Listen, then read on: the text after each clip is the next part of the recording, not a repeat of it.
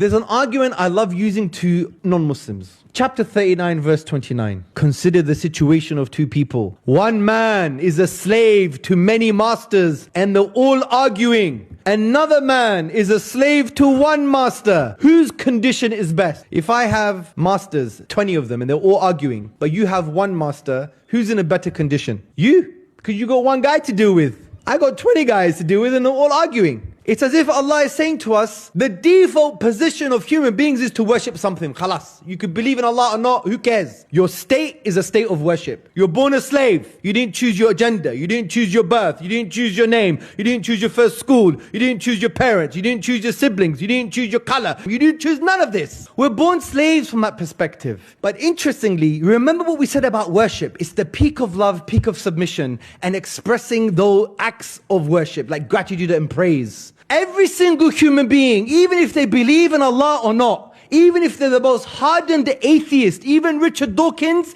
he loves something the most.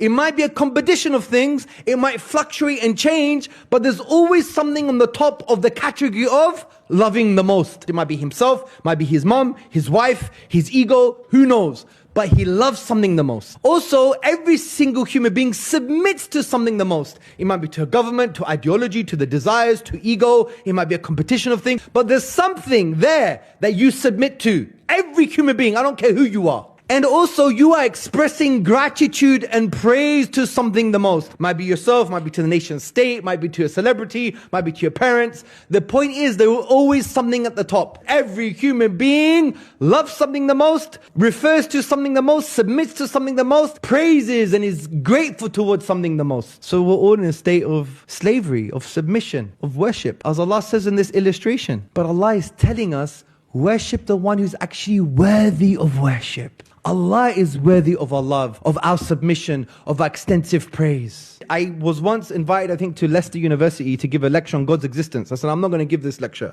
I'm going to give a lecture on why Allah is worthy of worship. Even to atheists. And I'm telling you, you should see in their faces, they were like, didn't know what to do.